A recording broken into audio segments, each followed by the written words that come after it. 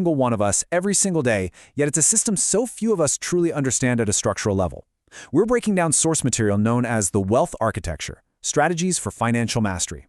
Through these sources, we're going to uncover the very specific, intentional strategies the wealthy use to handle their resources.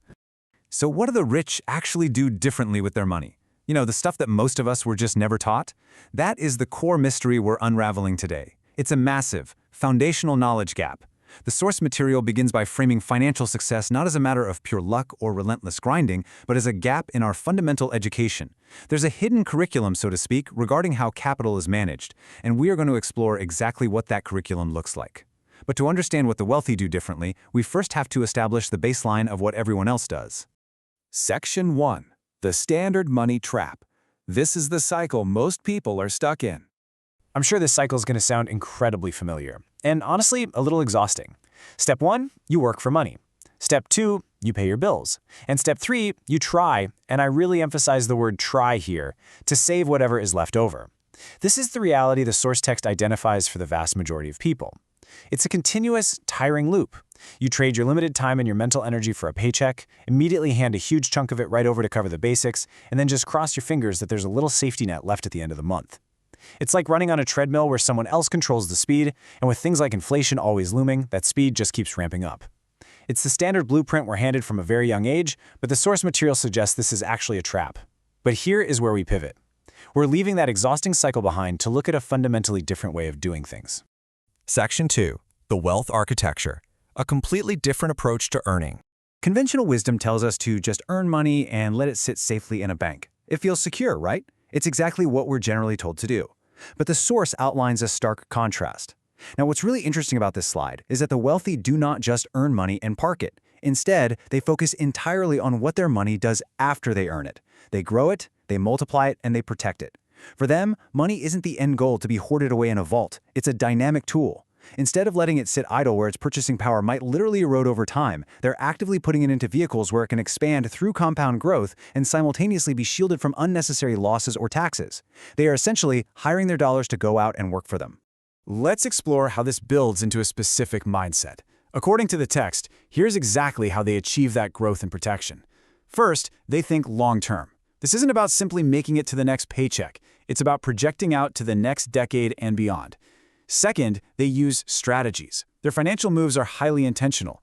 They might use specific tax codes, investment structures, or asset allocations that are planned and methodical rather than reactive.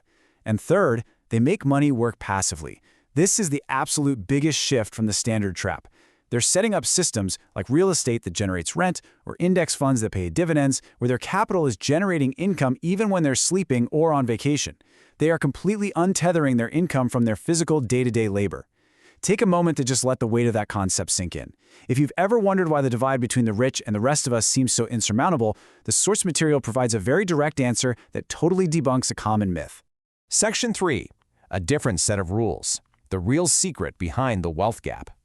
And this brilliantly illustrates its core thesis with this exact point. And it's not because they're smarter, it's because they were taught a different set of rules. Finding this out alongside the source material is an incredible aha moment. It fundamentally shifts our perspective on success.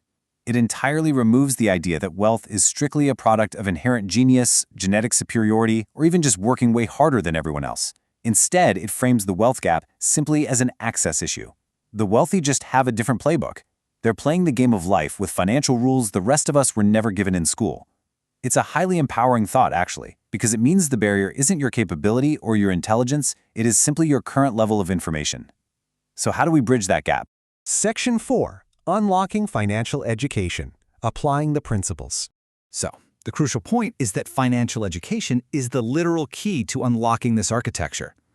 The source text emphasizes that once you truly understand the mechanics of how money works, you can start applying the exact same principles that the wealthy use. Remember that standard trap we talked about earlier? The endless treadmill of working, paying bills, and hoping to save. Well, financial education is the tool that lets you finally step off that treadmill. By learning how to allocate capital into assets that grow, multiply, and protect themselves, you transition from working for money to making money work for you. The mystery disappears, replaced with actionable, structured strategies. The source material concludes with a direct invitation to its audience. If you're open to learning what the wealthy already know, I'm sharing free financial education. Send me a message or check the link in the description below. As your host, I'm just here to impartially pass along the strategies presented in this source, but it certainly leaves us with a fascinating final thought to consider. If the only thing standing between you and the wealth architecture is simply learning a different set of rules, are you ready to step out of the standard trap and finally discover what those rules are?